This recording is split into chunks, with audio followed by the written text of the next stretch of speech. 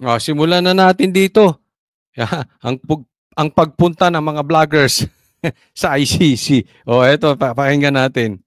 Inatasan na ng NBA Director na si Jaime Santiago ang Cybercrime Division na magsagawa ng case build-up laban kay Maharlika. Nako! Iba pang vlogger na umunoy nagpapakalat ng fake news. Si Marcos Gonzalez magbabalita. Yari tayo mga vloggers. Pinakikilos na ang NBI Cybercrime Division para sa mga maaaring isang pangkaso sa mga vlogger na umano'y nagpapakalat ng fake news. Naku Marcos, ikaw nga ang fake news dyan eh. Hoy! Claire, pakitanong nga kay Marcos ulit. Meron bang pumasok na baril sa KOJC o wala? Ni isa, sabi niya, ni isa wala. Pakitanong ulit kay Marcos. Ha? Kasi ngayon, hihigpitan talaga nila.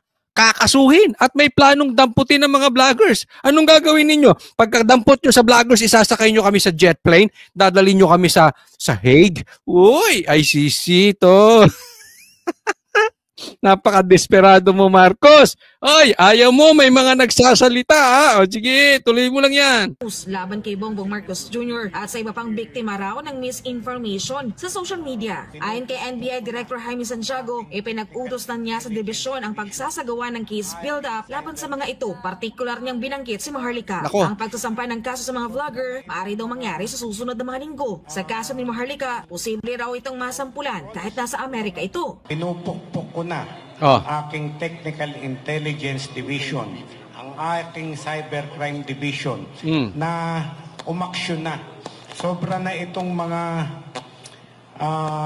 yung trolls, yung mga trolls. Teka muna, ha? Sabi niya, sobra na itong mga trolls. Kailangan i-identify natin. Ano ba ang meaning nyo ng trolls? Kasi baka mamaya ang meaning nyo ng trolls ay Duterte supporters. Unfair po yun. Kailangan i-define nyo yung mabuti. And let's see. Dahil maraming supporters si BBM na trolls. Dahil maraming vloggers si BBM na trolls. So kailangan supportahin. Kailangan po patas tayo dito. Sa akin walang problema eh. Sa akin talaga dapat malinis ang fake news. Bakit? Kasi nadadamay kaming mga vloggers. Pag nag-fake news yung isa, sasabihin ng isa, may Talano Gold na ipinapangako ang mga Marcos. At pagka nanalo si Marcos, magkakaroon ng Talano Gold. 3 taon na si Marcos hanggang ngayon, wala pa yung Talano Gold. Yung nagpakalat doon, kumita na, ang laki na ng kinita. Si Marcos nakinabang din doon. Bakit? Ang daming nabudol nun, ang daming naniwala. Hindi naman nila kinontra yun, or kung kinontra man nila yun, hindi para talagang dinisiplina, oy, teka muna, huminto ka na, walang Talano Gold, yung talagang sineryoso, hindi, nakinabang si Marcos doon. Nabudol ang Pilipino, patungkol dyan sa Talano Gold, yung nagpakalat ng Talano Gold, milyon na ang subscribers. Ang laki na ng kinita. Si Marcos presidente na. Di ba? So ang gusto natin dito, ayaw talaga natin ng fake news. Walang problema doon. Pero kasi kung tatawagin yung fake news basta Duterte, ay mali po yun. Hindi po yan patas, ha? Sir, kailangan lang po, ako suportado ko yung gusto ninyo. Kailangan po, patas tayo. Ang sabi ng batas, equal protection of the law. Yung protection nyo sa mga BBM vloggers, dapat protection din sa mga DDS vloggers. Tama or tamang-tama? Hindi po pwedeng ha? Kaya ako na dito sa ganyan, na pag troll, pag fake news, regardless. Dapat kastiguhin nyo rin yun. Yung vlogger na nagpakalat ng Talano Gold. Actually, dapat si Marcos kastiguhin nyo rin eh. Nagpakalat siya. Ng fake news. Binalita pa ng mainstream media, walang pumasok na baril sa KOJC. Tanungin mo yung amo mo. Claire, tanungin mo yung amo nyo. Diba? Simple. Sobra na, kabastusan ng pinagkagagawa. Meron isa, tutumbukin ko, yung Maharlika. Nandun siya sa Amerika, tira ng tira. but then ipinapalabas dito sa Pilipinas, right? Therefore, pwede siyang kasuhan dito sa Pilipinas. Hihingi raw sila ng tulong sa Interpol. Ayun, yun naman pala, Interpol. Bakit? Parang pinalit ulo mo. Si Tatay Digo, parang pinalit ha. Wala akong sinasabi, pero parang lumalabas na ipinalit ulo nyo si Tatay Digo. O halimbawa, kasi bakit? Anong sinasabi ni Marcos? Ang nag-comply lang daw sila sa Interpol. Ano ba itong Interpol? International Police. Yan yung parang, kung may police tayo, may PNP tayo dito, ito yung international. So, nag-comply sila kasi nag-issue ng red notice ang Interpol na dapat hulihin si Tatay Digong. Ito naman presidente natin, utu-utu. Pinahuli nga. Si Torre naman, pasikat. Di syempre, hihuhulihin na yun. Di ba? Ako nga may tanong eh. Tanong lang ha. Ang pagtatanong po ay hindi fake news.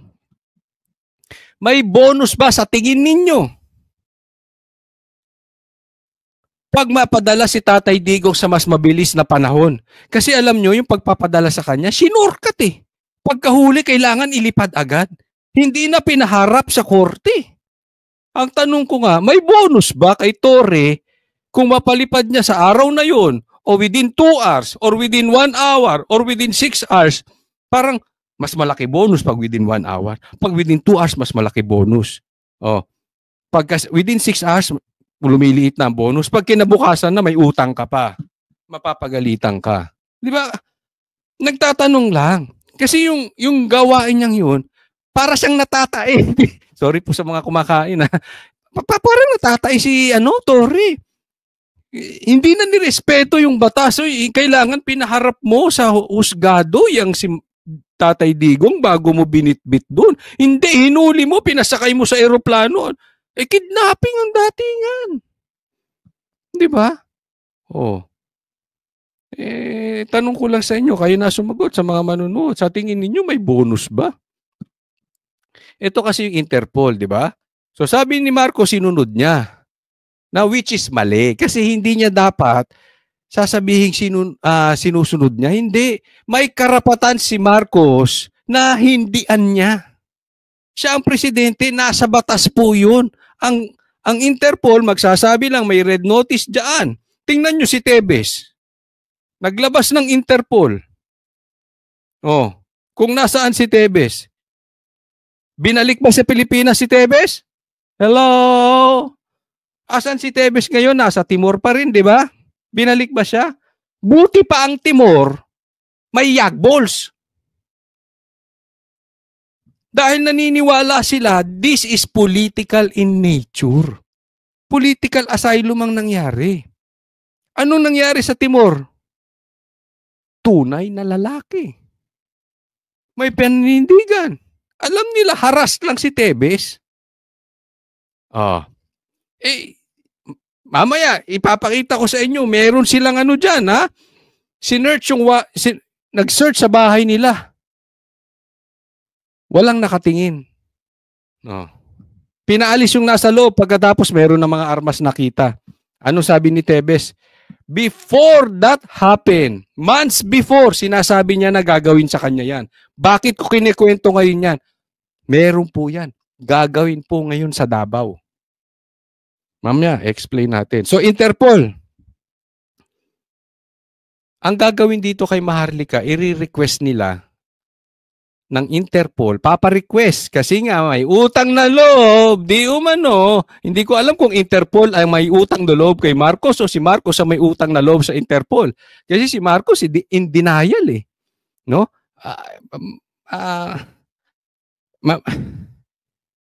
Medyo kabaklaan para sa akin yun. No? Alam nyo, kung pinahuli mo si PRRD, sana man lang, panindigan mo Marcos.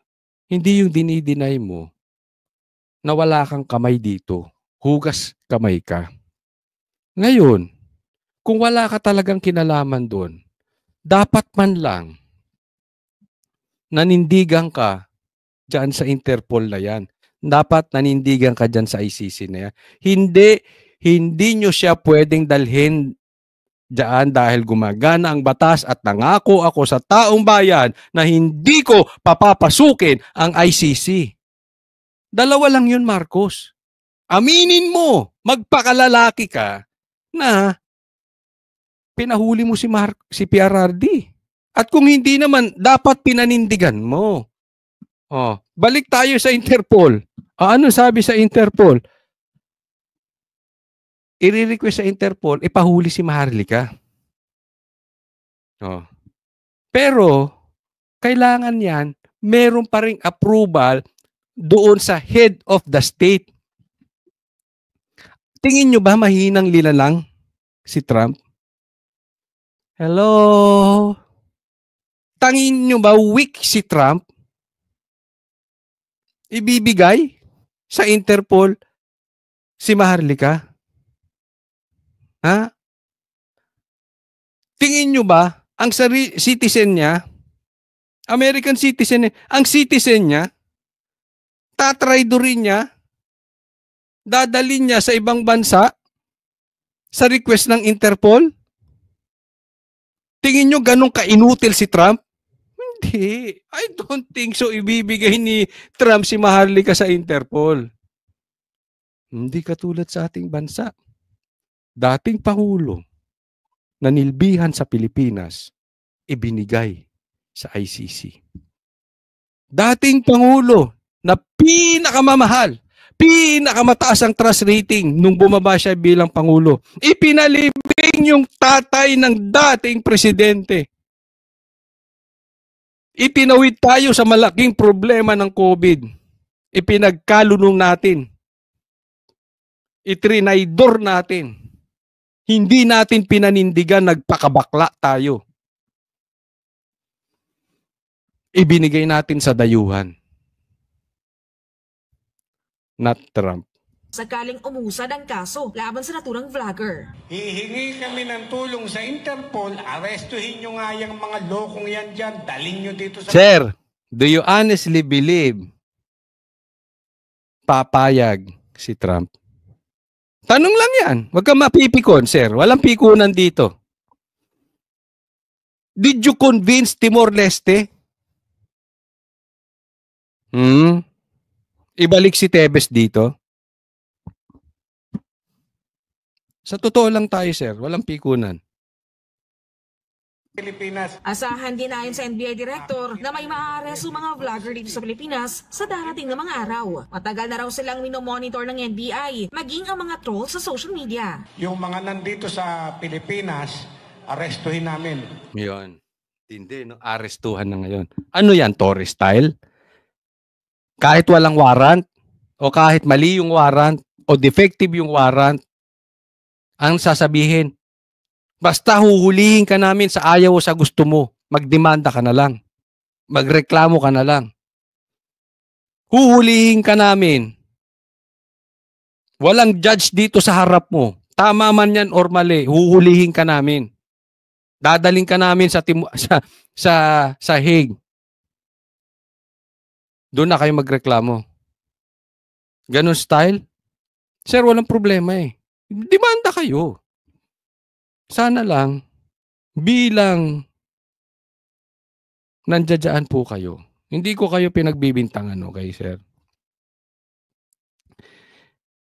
Pero ang pagrespeto sa batas ay hindi lang doon sa mabababang tao. Pati doon sa mga matataas na tao, we are required to respect due process. Hindi pwedeng aresto ng aresto na walang galing sa korte. Yung pagkaka-aresto kay Tatay Digong, ito labas na sa ito, sir. Walang warrant galing sa korte natin. Galing sa korte ng ICC na hindi na tayo member. So doon palang illegal na tayo. Yung sinasabi nila na, hindi! Kasi 2019 member pa tayo at nagawa ni Tatay Digong yung mga mali niya before 2019.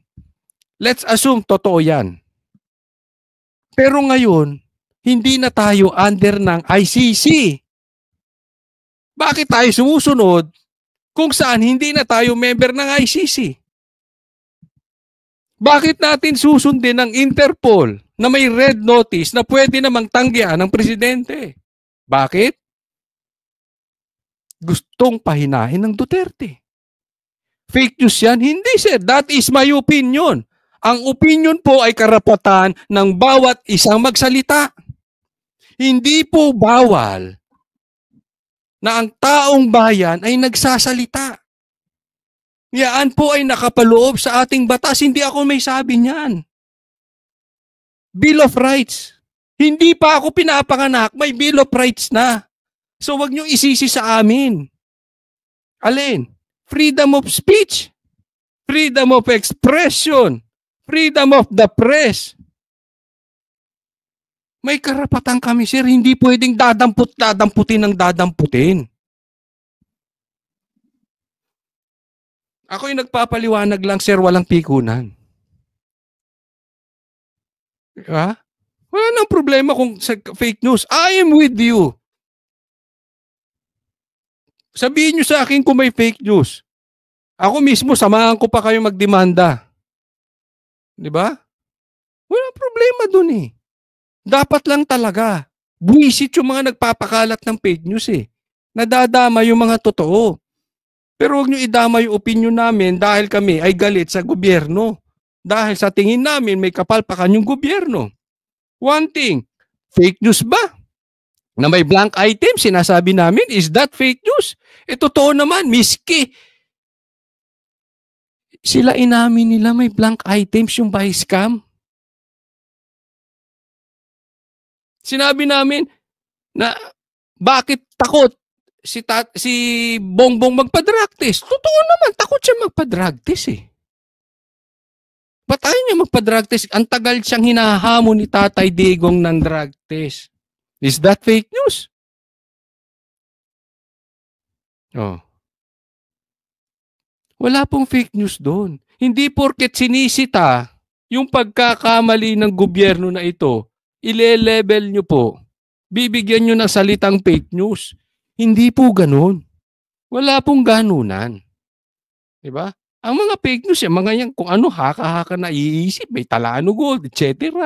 And the likes. Kayo na mag-isip kasi ayokong sabihin eh. Ang dami kasi rin nagpapakalat. Baka mamaya tawaan pati yung mga ibang kakilala kong vloggers. Pero meron sila talagang kung ano-anong pumapasok sa utak nila eh, na parang lahat alam. May ganun eh, di ba? Oh. Sa kanila po yun. Pero wag puro Duterte. Sir, kasi mababahidan kayo ng double standard na kung puro dadamputin. In the first place, hindi dapat dinadamput. May korte po tayo. Oh. Tapos kung puro dadamputin nyo, puro mga maka-Duterte, ano yan? Diba? Hindi kayo para lutasin ang problema sa cybercrime. Kayo ay para busalan ang mga Duterte. Hindi ko po kayo pinipake nyo. Sinasabi ko, kung ganun ang gagawin nyo, pakiintindi po ng mabuti ha.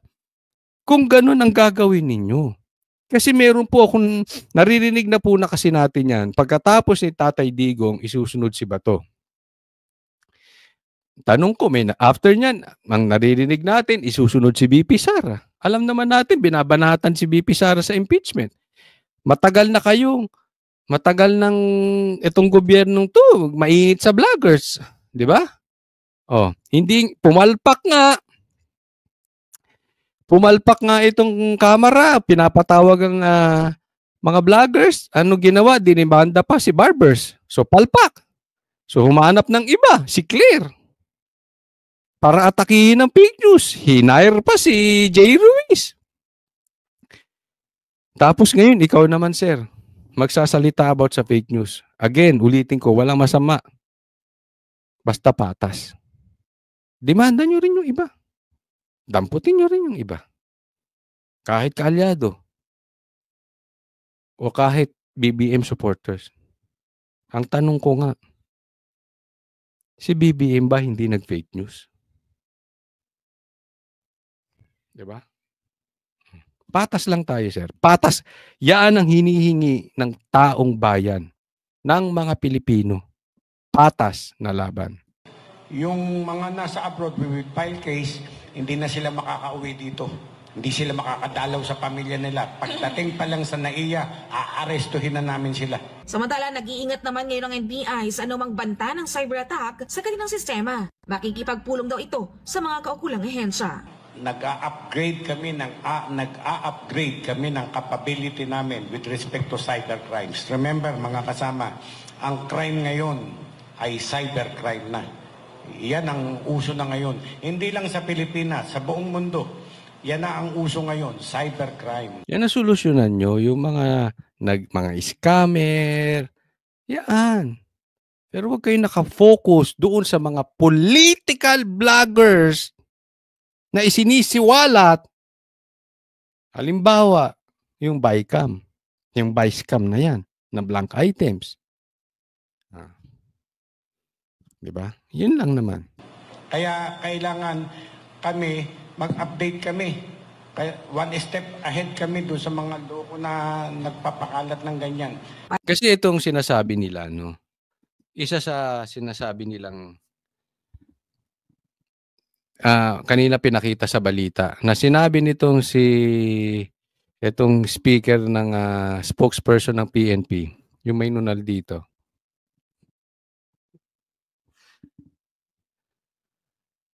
Hindi daw umiiyak, nagpupunas ng pawis. So, fake news na daw yun. Sinabi. Kayo humusga. Taong bayan naman humuhusga eh. Kung ang tingin ko ron umiiyak. Bakit ko kanyo sabi tingin ko umiiyak? Di ba? Pero hindi ko pinost yun. Pero kung ako tatanungin mo dun sa video na yun, umiiyak talaga. Di ba? Bakit nakayuko? Ang pawis nasa noo. Ang punas diyan, wala sa mata. At saka pag nagpupunas ka ng pawis, hindi ka sumisinghot. Kayo na lang manood ng video. Pwedeng magkakaiba tayo sa tingin nyo, umiiyak sa tingin nyo, nagpapanas ng pawis. But that is opinion. You cannot just call that fake news. That's how I see it. Diba? Bagamat hindi ko pinakalat yon, but that's how I see it. Diba? Saka nakakita na magpupunas dahil daw mainit. Tapos mananatiling matagal na kayuko. Tiningnan na siya nung nasa harap niya nakayuko pa rin. Nakaganon pa rin. Diba? Kung nagpunas ka ng pawis, pagtas mo ng pawis, ganyan ka na. Being a policeman ba yun o policewoman? Hindi ko pansin. Tayo ka na. Hindi ka mananatiling nakayuko at umihikbi. Huwag na natin pagtalunan kung umiiyak ba yun o nagpupunas ng pawis. Pero napaka